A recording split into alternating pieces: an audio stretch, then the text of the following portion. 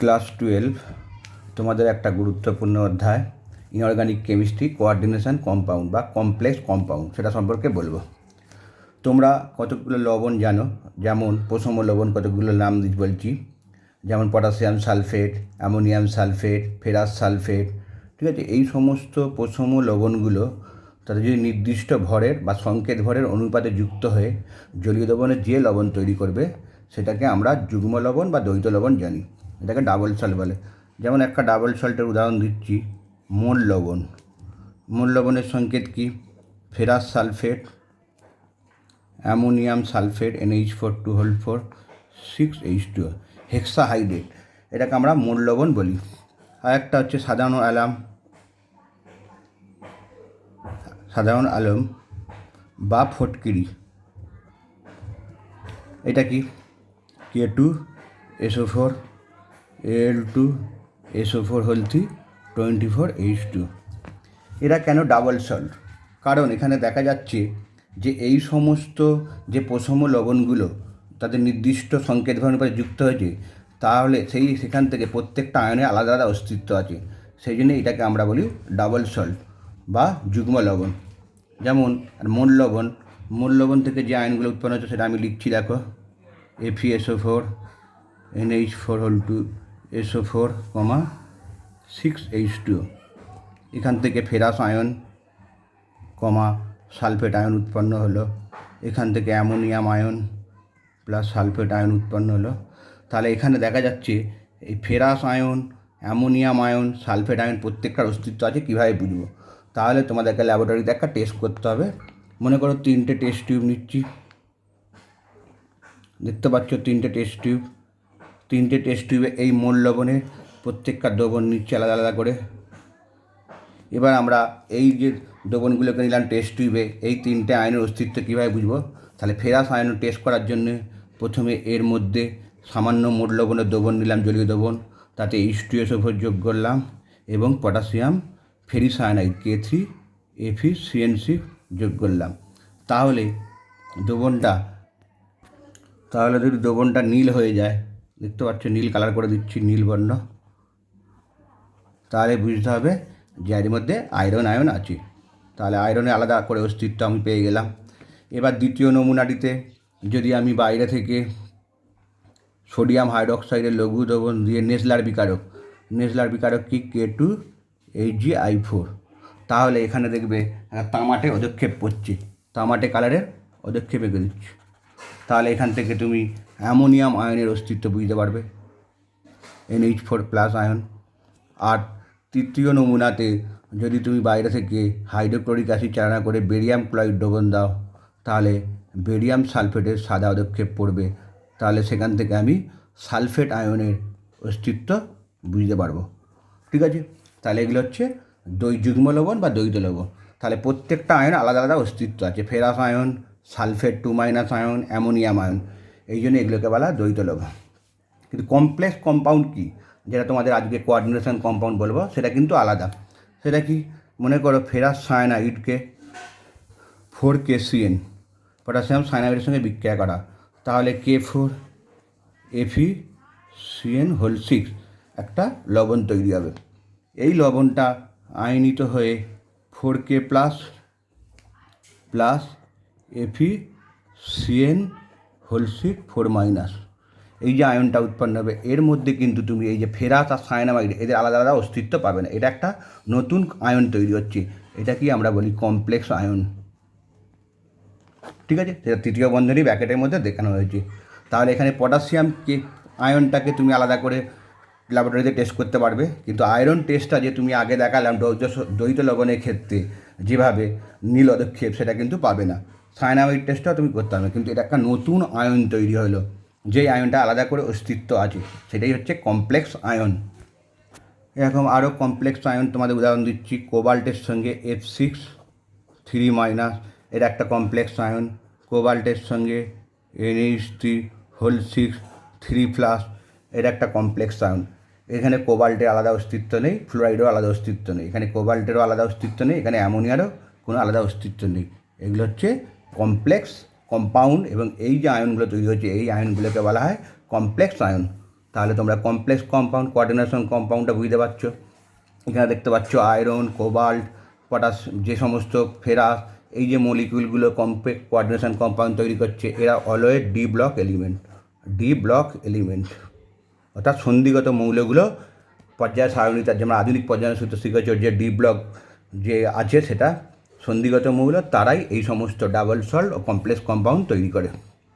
এবার আসছি আমরা এগুলো হচ্ছে, এবার একটা বলি ইমপারফেক্ট কমপ্লেক্স আর পারফেক্ট কমপ্লেক্স। এই সমস্ত যে কমপ্লেক্স আয়নগুলো লিখেছি এরা হচ্ছে পারফেক্ট কমপ্লেক্স। এরকম একটা ইমপারফেক্ট কমপ্লেক্স কম্পাউন্ড কি, মনে করো K2CdCN4, ঠিক আছে। এই কম্পাউন্ডটা আয়নিত হয়ে কী হবে, 2K প্লাস CdCN4 2-। এই যে আয়নটা তৈরি হলো এটা কমপ্লেক্স আয়ন, তোমরা জানলে। কিন্তু এখানে যদি আমি এই ক্যাডমিয়াম আর সায়ানাইড আলাদা করে অস্তিত্ব বুঝতে পারি, তাহলে সেইটা কমপ্লেক্স আয়ন হবে না। অর্থাৎ এইটা যদি হাইড্রোজেন সালফাইড গ্যাস চালনা করা হয়, তাহলে ক্যাডমিয়াম সালফাইডের কালো অধক্ষেপ পড়ে যাবে, অর্থাৎ ক্যাডমিয়াম আলাদা করে অস্তিত্ব দেখা যাবে। সেই জন্য এইটা খুঁত বিশিষ্ট, যেটাকে বলে ইমপারফেক্ট কমপ্লেক্স। সেই জন্যে এটা কমপ্লেক্স আয়ন হওয়া সত্ত্বেও, যেহেতু ক্যাডমিয়াম আয়নটা আলাদা করে অস্তিত্ব দেখাচ্ছে হাইড্রোজেন সালফাইডের সঙ্গে বিক্রিয়া করে ক্যাডমিয়াম সালফাইড, সেই জন্য এটা ইমপারফেক্ট কমপ্লেক্স বা খুঁত বিশিষ্ট কমপ্লেক্স। আর এই সমস্ত কমপ্লেক্সগুলো পটাশিয়াম, হেক্সা, সায়ানোফেরেট, ঠিক আছে, এটা হচ্ছে হেক্সা, ফ্লুরাইড, কোবাল্ট, তারপর হচ্ছে হেক্সা অ্যামিন, কোবাল্ট, এরা হচ্ছে পারফেক্ট কমপ্লেক্স। ওকে, এবার আসছি তোমাদের বার্নার থিওরি। কোঅর্ডিনেশন কম্পাউন্ডের গঠন সম্পর্কে বিজ্ঞানী অ্যালফ্রেড বার্নার যে তথ্যটা দিয়েছিলেন সেটাই হচ্ছে বার্নার থিওরি।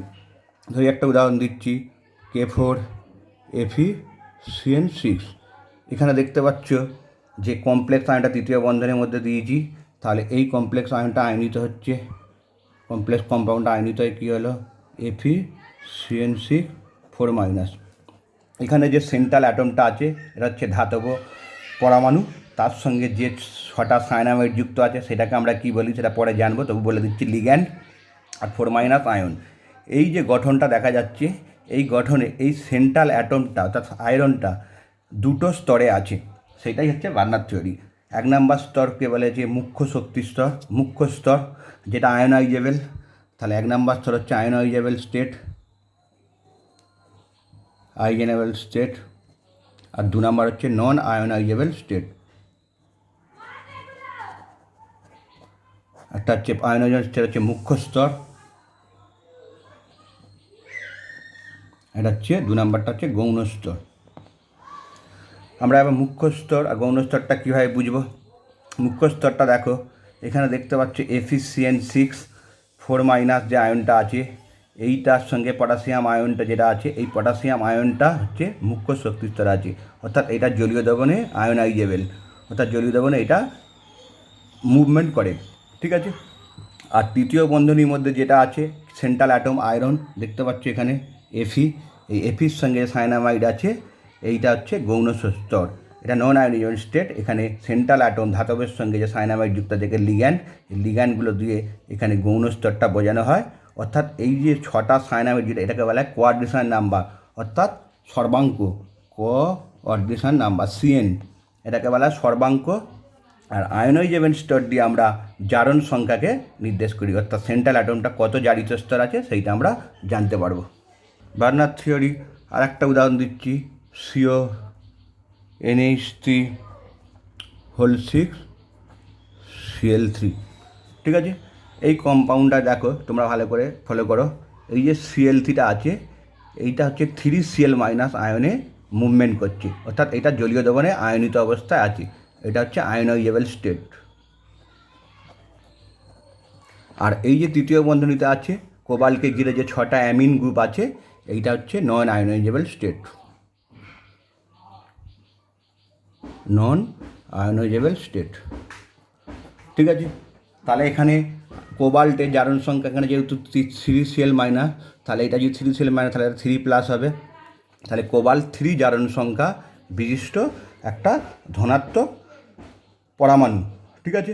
সেইটা কোবাল্টের 3 জারণ সংখ্যা নির্দেশ করছে। আর এখানে অ্যামোনিয়া যে 6টা আছে, এখানে কোবাল্টের কোঅর্ডিনেশন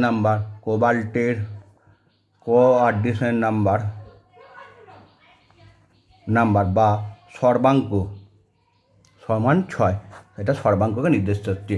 তাহলে গৌণ স্তরটা সর্বাঙ্ককে নির্দেশ করে, অর্থাৎ কোঅর্ডিনেশন নাম্বার নির্দেশ করে, আর মুখ্য ষষ্ঠী স্তর যেটা আয়নাইজেবল স্টেট সেইটা তার জারণ সংখ্যাকে অর্থাৎ অক্সিডেশন নাম্বার, এটা হচ্ছে অক্সিডেশন নাম্বার নির্দেশ করে।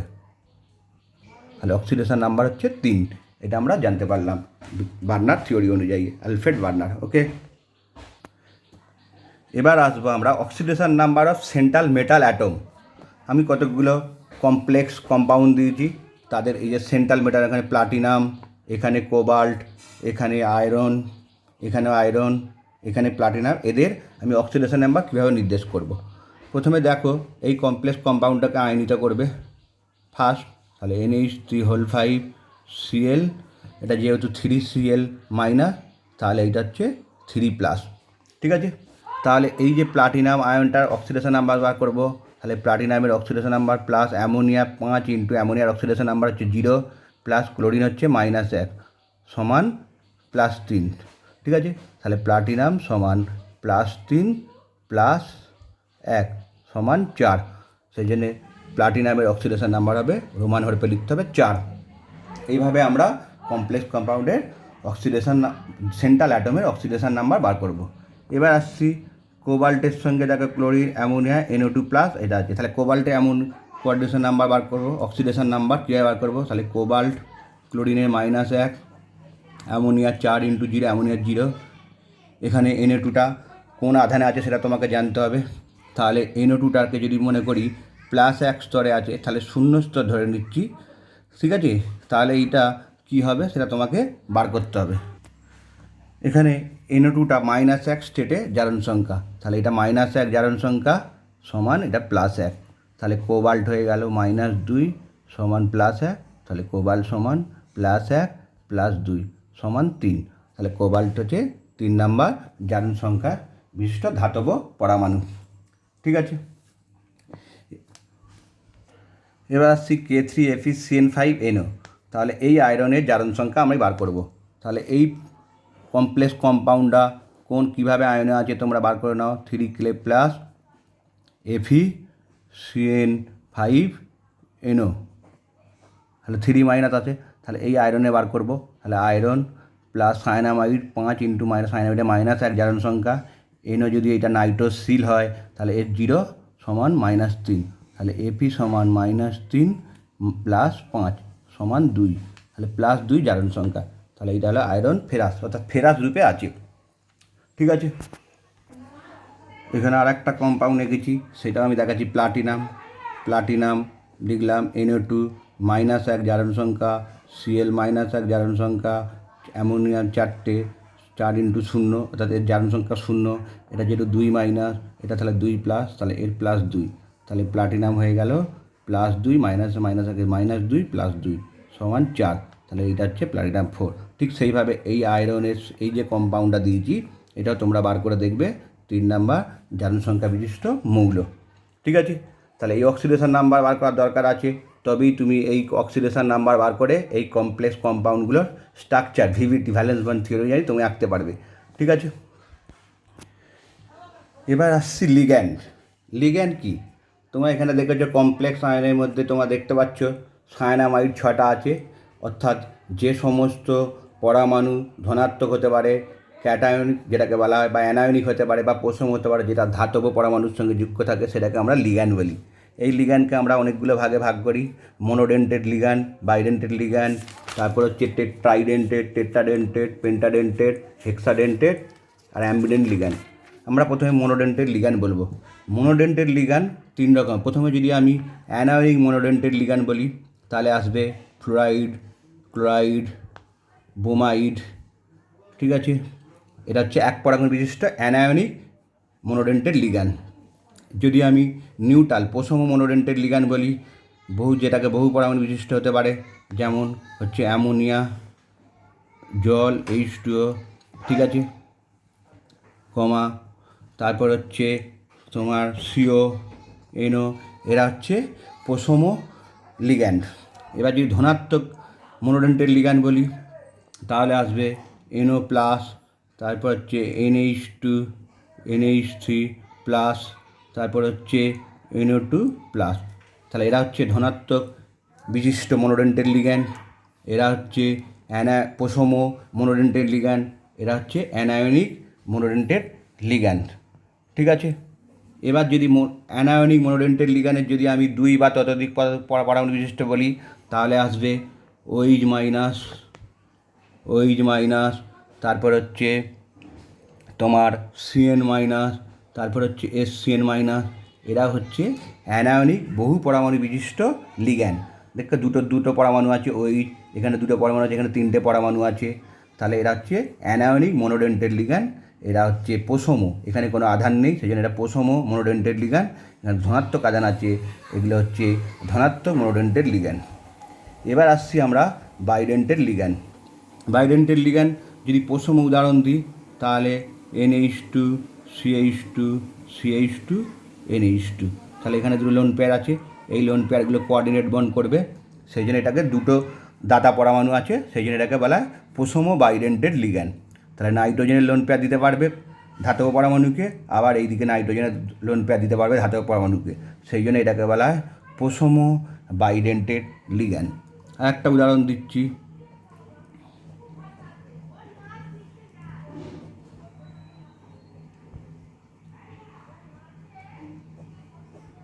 দেখতে পাচ্ছ সংকেতটা, এখানে N আছে, এইটা দিতে পারে অসমযোজী বন্ধন, এইটা দিতে পারে। ঠিক আছে, তাহলে এখানে বন্ধনটা করে দিচ্ছি। তাহলে এইটা হচ্ছে বাইপিরিডিন। পিরিডিন কম্পাউন্ডের 2টো নাইট্রোজেনের প্রশম লিগ্যান্ড আছে, অর্থাৎ এখানে 2টো লোন পেয়ার আছে, এটাকে বলা হয় বাইপি, BIPI, বাইপিরিডিন বাইডেন্টেড লিগ্যান্ড। ওকে, তাহলে বাইডেন্টের লিগ্যান্ডকে আমরা এগুলোকে প্রশম দেখতে পাচ্ছি। যদি এর মধ্যে একটা আয়ন বিশিষ্ট কোনো বাইডেন্টের লিগ্যান্ড লিখি, তাহলে অক্সালেটো, তার সংকেত কি COO মাইনাস, এখানেও O মাইনাস। ঠিক আছে, তাহলে এই যে লোন পেয়ারটা দিতে পারে অসমযোজী বন্ধন, এই লোন পেয়ার একটা দিতে পারে, এখানে 2টো আধান আছে, সেই জন্য এটা C2O4 2 মাইনাস। এটা হচ্ছে অ্যানায়নিক বাইডেন্টেড লিগ্যান্ড। তাহলে বাইডেন্টেড লিগ্যান্ডকে আমরা 2 রকম জানলাম, একটা প্রশম বাইডেন্টেড লিগ্যান্ড, একটা অ্যানায়নিক বাইডেন্টেড লিগ্যান্ড। ওকে, এবার আসছি আমরা টাইডেন্টেড লিগ্যান্ড। টাইডেন্টেড লিগ্যান্ডের সংকেত একটা লিখছি, NH2 CH2 whole 2 NH dash CH2 whole 2 NH2। Diethylene triamine, এখানে দেখতে পাচ্ছ নাইট্রোজেনের লোন পেয়ারটা অসমযোজী বন্ধন করবে ধাতব পরমাণুর সঙ্গে, এখানে নাইট্রোজেনের লোন পেয়ারটা অসমযোজী বন্ধন করবে ধাতব পরমাণুর সঙ্গে, এখানে নাইট্রোজেনের লোন পেয়ারটা অসমযোজী বন্ধন করবে ধাতব পরমাণুর সঙ্গে। তাহলে এখানে 3টে দাতা লোন পেয়ার দেখতে পাচ্ছি, সেই জন্য এটাকে বলা টাইডেন্টেড লিগ্যান্ড, অর্থাৎ এর নাম ডাইথিলিন ট্রাইঅ্যামিন, 3টে অ্যামিন আছে, এখানে একটা NH2, এখানে একটা NH, এখানে একটা NH2। তাহলে এটা হলো টাইডেন্টেড প্রশম লিগ্যান্ড। ঠিক আছে, এবার আসছি আমার টেট্রাডেন্টেড লিগ্যান্ড। উদাহরণ দিচ্ছি, NH2 CH2 whole 2 NH dash CH2। ঠিক আছে, CH2 হোল 2 দিতে হবে, এখানে CH2 whole 2। Okay, CH2 whole 2 dash NH dash CH2 whole 2 NH2 বুঝতে পারছ? তাহলে এখানে দেখো কটা লোন পেয়ার আছে, এখানে একটা লোন পেয়ার দিতে পারে ধাতবকে, এখানে একটা লোন পেয়ার আছে নাইট্রোজেন দিতে পারে, এখানে একটা নাইট্রোজেন দিতে পারে, এখানে নাইট্রোজেন লোন পেয়ার আছে দিতে পারে। তাহলে এইটার নাম হচ্ছে টেট্রাই ইথিলিন। দেখো 3টে ইথিলিন আছে, একটা দুটো ট্রাইথিলিন টেট্রাঅ্যামিন। ঠিক আছে, এইটা হচ্ছে টেট্রাডেন্টেড লিগ্যান্ড, কারণ 4টে লোন পেয়ার অর্থাৎ 4টে সাইড আছে, যেখানে আমি এঁকে দেখিয়েছি 1 2 3 4, এগুলো ধাতব পরমাণুর সঙ্গে কোঅর্ডিনেট বন্ধন করবে, সেই জন্য এটাকে বলা টেট্রাডেন্টেড প্রশম লিগ্যান্ড। এবার আসছি আমরা পেন্টাডেন্টেড লিগ্যান্ড, যেটাকে আমরা EDTA 3 মাইনাস বলি। তার সংকেত লিখছি আমি, দেখো NH2, প্রথমেই আমি যাব NH dash CH2 COO minus. ঠিক আছে, CH2 N dash CH2 COO minus, এখানেও CH2 COO মাইনাস, আর 3টে চার্জ আছে EDTA 3A মাইনাস। ঠিক আছে, তাহলে এখানে লোন পেয়ার আছে, এখানে লোন পেয়ার আছে, তাহলে এখানে লোন পেয়ারের অসমযোজী বন্ধন করছে, এখানে লোন পেয়ারের অসমযোজী বন্ধন করছে, এখানে লোন পেয়ারে অসমযোজী বন্ধন করছে। 5টা সাইড আছে, তাহলে 5টা সাইড ধাতব পরমাণুর সঙ্গে কোঅর্ডিনেট কম্পাউন্ড তৈরি করবে, অর্থাৎ অসমযোজী বন্ধন দ্বারা। সেই জন্য এইটাকে বলা হয় পেন্টাডেন্টেড লিগ্যান্ড। তাহলে এই কম্পাউন্ডটার নাম কি? Ethylene diamine. ইথাইলিন, এখানে দেখতে পাচ্ছি ইথাইলিন ডাইঅ্যামিন ট্রাই অ্যাসিটেটো, 3টে অ্যাসিটেটো গ্রুপ আছে, CH2C+- এইদিকে একটা দেখতে পাচ্ছ CH2C+-, এখানে CH2C+-, এখানে CH2C+-। ফলে এইটা হচ্ছে কী বললাম, ডাইথিলিন ডাইঅ্যামিন, এদিকে 2টো অ্যামিন গ্রুপ, টেট্টা অ্যাসিটেটো, সেইটার নাম হচ্ছে EDTA3-। এরকম হেক্সাডেন্টেড লিগ্যান্ডের উদাহরণ কি? CH2C+-, এখানে CH2C+-, dash CH2 CH2C+-, CH2C+-। তাহলে এখানে কটা দেখো, এখানে লোন পেয়ার আছে, কোঅর্ডিনেট বন্ধন করবে, এখানে লোন পেয়ার আছে, কোঅর্ডিনেট বন্ধন করবে, এখান দিয়ে কোঅর্ডিনেট বন্ধন হবে, এদিক দিয়ে কোঅর্ডিনেট বন্ধ হবে, এদিক দিয়ে কোঅর্ডিনেট বন্ধ হবে, এদিক দিয়ে। তাহলে 6টা সাইড আছে, সেই জন্য হেক্সাডেন্টেড লিগ্যান্ড। তাহলে এটাকে বলা EDTA4-। ঠিক আছে, ইথিলিন ডাইঅ্যামিন টেট্টা অ্যাসিটেটো, এখানে ট্রাই অ্যাসিটেটো 3টে, সেই জন্য এটা পেন্টা, এটা টেট্টা অ্যাসিটেটো, 4টে অ্যাসিটেটো গ্রুপ আছে। তাহলে ইথিলিন ডাইঅ্যামিন টেট্টা অ্যাসিটেটো, EDTA পুরো নাম ইথিলিন ডাইঅ্যামিন টেট্টা অ্যাসিটেটো 4- আয়ন বিশিষ্ট হেক্সাডেন্টেড লিগ্যান্ড। এই লিগ্যান্ডগুলো, সমস্ত লিগ্যান্ডগুলো যতগুলো আঁকলাম তারা কেন্দ্রীয় ধাতব পরমাণু, ঠিক আছে, যেটা হচ্ছে ভার্নার থিওরি সেন্ট্রাল অ্যাটম, তার সঙ্গে এই লিগ্যান্ডগুলো কোঅর্ডিনেট বন্ধন দ্বারা এই কোঅর্ডিনেশন কম্পাউন্ড তৈরি করবে। ওকে, এবার আসছি আমরা অ্যাম্বিডেন্টেড লিগ্যান্ড। যে সমস্ত লিগ্যান্ডের একের বেদিক দাতা পরমাণু আছে, 1 বা 2 বা ততোধিক দাতা পরমাণু আছে, যেমন সায়ানামাইড C+N, এখানে মাইনাস, এখানে লোন পেয়ার আছে, ঠিক আছে। তাহলে এর দেখতে পাচ্ছ কার্বন সাইডও দাতা লোন পেয়ার আছে, দিতে পারে। যদি কার্বন সাইড দিয়ে দেয় তাহলে এইটা হবে সায়ানামাইড কম্পাউন্ড। আর যদি এখানে দেখতে পাচ্ছ নাইট্রোজেনের লোন পেয়ার দেয় তাহলে আইসোসায়ানাইড কম্পাউন্ড। তাহলে এটা হবে আইসোসায়ানাইড, আর হচ্ছে সায়ানাইড অ্যাম্বিডেন্টেড লিগ্যান্ড। তাহলে দুদিকে লোন পেয়ার থাকলেও যে কোনো একটা দিকের সাইডে দাতা পরমাণু সেন্ট্রাল অ্যাটমের সঙ্গে কোঅর্ডিনেট কম্পাউন্ড করবে, তখনই সেটাকে বলা হয় অ্যাম্বিডেন্টেড লিগ্যান্ড, ঠিক আছে। তাহলে এখানে সায়ানামাইডের C প্রান্ত যদি কোঅর্ডিনেট করে সেইটা হবে সায়ানাইড কম্পাউন্ড অ্যাম্বিডেন্টেড লিগ্যান্ড। এখানে যদি CN এর নাইট্রোজেন প্রান্ত কোঅর্ডিনেট বন্ধন করে তাহলে সেইটা হবে আইসোসায়ানাইড কম্পাউন্ড বা আইসোসায়ানাইড অ্যাম্বিডেন্টেড লিগ্যান্ড। এবার হচ্ছে থায়োসায়ানাইড SCN, এটা এঁকে দেখাচ্ছি SC+N, এখানে লোন পেয়ার আছে মাইনাস, এখানে লোন পেয়ার আছে। যদি এখানে এই সালফারের সাইডটা কোঅর্ডিনেট করে তাহলে এইটাকে বলা হয় থায়োসায়ানাইড কম্পাউন্ড, ঠিক আছে। আর যদি N প্রান্তরা করে আইসোসায়ানাইড কম্পাউন্ড, ঠিক আছে। তাহলে এখানে যদি আরেকটা এঁকে দেখাচ্ছি S-, এই নাইট্রোজেনের প্রান্তটা যদি কোনো কোঅর্ডিনেট করে কোনো মেটাল অ্যাটমের সঙ্গে বা সেন্ট্রাল ধাতব পরমাণুর সঙ্গে তাহলে এটা হবে আইসোথায়োসায়ানাইড। তাহলে এইটা হচ্ছে থায়োসায়ানাইড অ্যাম্বিডেন্টেড লিগ্যান্ড, এটা হচ্ছে আইসোসায়ানাইড অ্যাম্বিডেন্টেড লিগ্যান্ড। এরকম আর একটা হচ্ছে NO2 দেখো, যদি নাইট্রোজেন প্রান্তরা করে নাইট্রিটো N, আর এখানে অক্সিজেনের মাইনাস, এখানে 2, 3, 3টে লোন পেয়ার আছে, এঁকেছি দেখো 1, 2, 3। এবার যদি আমি এইটাকে এরমভাবে দেখাই, যদি অক্সিজেন প্রান্তরা কোঅর্ডিনেট করে তাহলে নাইট্রিটো O, তাহলে এইটার নাম হবে নাইট্রিটো O, আর এইটার নাম হবে নাইট্রিটো N, ঠিক আছে। তাহলে নাইট্রিটো N, তাহলে এরা নাইট্রিটো N অ্যাম্বিডেন্টেড লিগ্যান্ড, আর এটা হচ্ছে নাইট্রিটো অক্সিজেন প্রান্তরা যেহেতু কোঅর্ডিনেট করছে তাহলে এটাকে নাইট্রিটো O অ্যাম্বিডেন্টেড লিগ্যান্ড বলে। এবার একটা তোমাদের খুব ইম্পর্টেন্ট জিনিস, চিলেটিং লিগ্যান্ড বা চিলেটিং যৌগ, যেটা তোমাদের ডাক্তাররা চিলেশন থেরাপিতে ব্যবহার করে। চিলেটিং কম্পাউন্ড কি? যদি আমি ethylene diamine NH2 CH2 CH2 NH2 compounder এটাকে বাইডেন্টেড লিগ্যান্ড বলে, প্রসম দেখতে পাচ্ছ এঁকে দেখিয়েছি। যদি সেন্ট্রাল অ্যাটমের সঙ্গে বলয়াকৃতি যৌগ তৈরি করে সেটাকে বলে চিলেটিং কম্পাউন্ড। এরকম একটা উদাহরণ NI এর সঙ্গে দেখো আমি এঁকে দেখাচ্ছি, এখানে NH2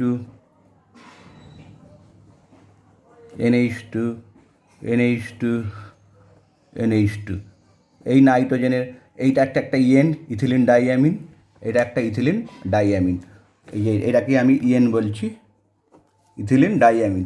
এই এন কম্পাউন্ড নিকেলের সঙ্গে DsP2 অর্থাৎ স্কোয়ার প্লেনার হিসাবে আছে, সেইটা হচ্ছে আমার একটা চিলেটিং কম্পাউন্ড, বলয়াকৃতি যৌগ তৈরি করছে। দেখতে পাচ্ছি এখানে বলয়ের মতো আকৃতি যৌগ, nickel atom, nickel central atom, তার সঙ্গে ইএন, এদিকে একটা বলয় তৈরি করছে, এদিকে একটা বলয় তৈরি করছে, ঠিক অনেকটা ক্যাংড়ার দাঁড়ার মতো, ঠিক আছে, যেন ক্যাংড়ার দ্বারা নিকেলকে অ্যাটাক করাচ্ছি। এই কম্পাউন্ডই আমরা চিলেশান থেরাপিতে ডাক্তারিতে ব্যবহার করতে পারি। তাহলে এটা হচ্ছে চিলেট কম্পাউন্ড। এই চিলেশান কম্পাউন্ড থেকে আমরা বোরিক অ্যাসিড, পি ব্লকে বোরন নামক একটা অধাতু জানো তোমরা, বোরিক অ্যাসিডের সংকেত জানবে H3BO3। এই বোরিক অ্যাসিড জলের সঙ্গে বিক্রিয়া করে BOH4 minus plus H plus উভমুখী বিক্রিয়ার দ্বারা BOH4 মাইনাস একটা আয়ন তৈরি করবে। অর্থাৎ বোরিক অ্যাসিড এমনি আমরা জানি মৃদু অ্যাসিড, কিন্তু এই বোরিক অ্যাসিডের জলীয় দ্রবণে গ্লিসারল যোগ করলে, গ্লিসারলের সংকেত লিখছি CH2OH CH2OH CH2OH, এখানে দেখো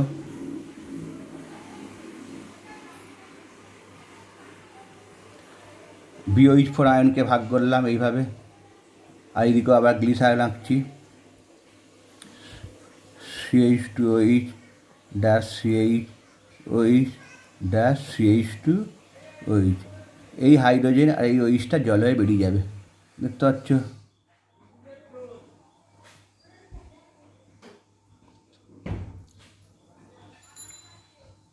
ফলে কী হবে, চিলেটিং কম্পাউন্ড তৈরি করবে। কীরকম,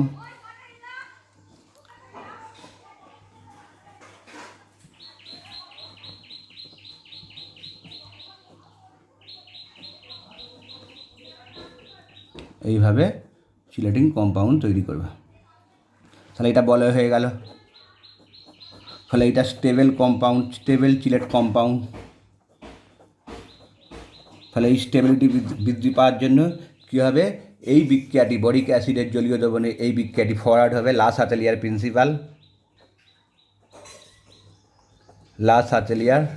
প্রিন্সিপাল অনুযায়ী। ফলে সম্মুখবর্তী হওয়ার জন্য জলীয় দ্রবণে বোরিক অ্যাসিড জলের প্রচুর পরিমাণে H প্লাস আয়ন হবে, ফলে বোরিক অ্যাসিড তীব্র অ্যাসিড হিসাবে আচরণ করবে। তাহলে এই চিলেট কম্পাউন্ডে যে কোনো অ্যাসিডের তীব্রতার প্রমাণও পাওয়া গেল, ঠিক আছে। তাহলে এখানে দেখতে পাচ্ছ এই চিলেটিক কম্পাউন্ডটা কীভাবে তৈরি হলো, বোরনের BOH4 মাইনাস আয়নের 4টে OH যে গ্রুপ আছে, আর গ্লিসারলের যে এইদিকের গ্লিসারলের দুটো, এইদিকে দুটো OH গ্রুপ, এইদিকে দুটো গ্লিসারলের দুটো OH গ্রুপ, আর জল বেরিয়ে যাবে, ফলে চিলেট কম্পাউন্ড হবে। এই chelate compound stable, highly stable compound. So this reaction is forward according to Le Chatelier principle. ফলে H প্লাস আয়নের concentration is high, so boric অ্যাসিডের জলীয় দ্রবণ গ্লিসারলে কী হলো, আম্লিক ধর্ম ক্ষমতা বৃদ্ধি পাবে। ওকে।